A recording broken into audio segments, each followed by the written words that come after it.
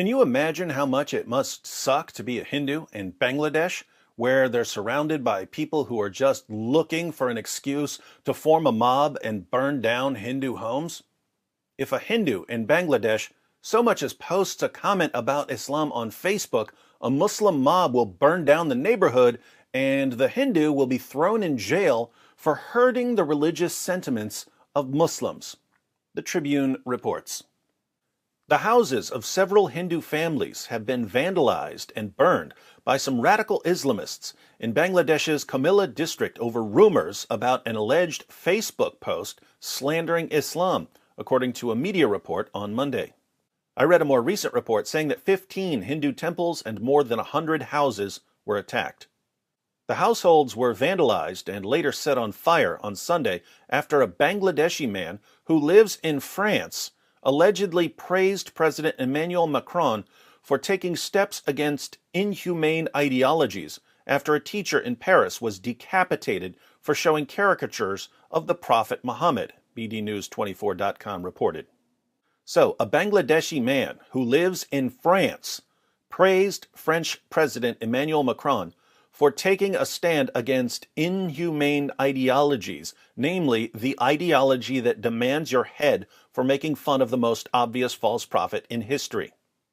The headmaster of a kindergarten school in Purbodor welcomed Macron's action in a comment on the post. So, a kindergarten headmaster in Bangladesh added a comment on the post of the Bangladeshi man who lives in France. How is the religion of peace, tolerance, and candy-coated raindrops going to respond to a comment on a Facebook post? As the rumors about the Facebook post spread, tension mounted in the area on Saturday, the report said. The police arrested 2 people on charges of hurting the religious sentiments on Sunday, the report quoted Kamruzaman Talukdar, officer in charge of Bangor Bazar police station, as saying. They include the headmaster of the kindergarten. The other person is a resident of nearby Endicott village. The situation is under control now, Mohammed Abul Fazar Mir, Deputy Commissioner of Comilla District, told bdnews24.com after visiting the area. Saeed Nurul Islam, Superintendent of Police, has also visited the scene.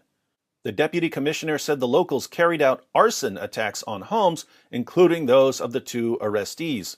Asked what measures the authorities have taken against the attackers, Mir said the administration has swung into action. Kamruzaman said the process to file a case over the attack was underway. The police will watch videos to identify the attackers, he added. You hear that, arsonists?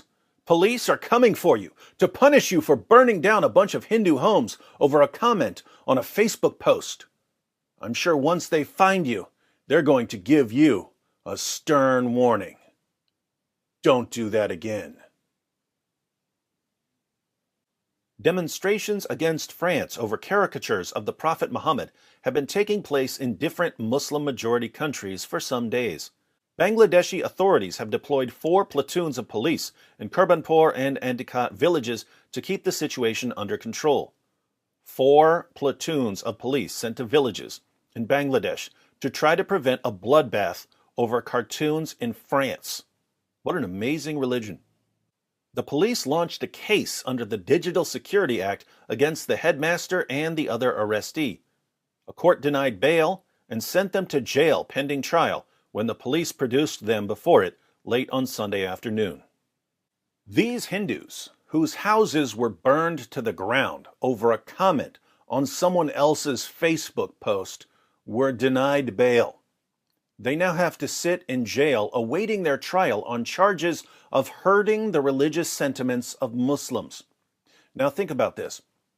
These Hindus live in neighborhoods where, if there's so much as a rumor that one of them called Islam a dangerous ideology, the entire neighborhood will be burned to the ground by a Muslim mob.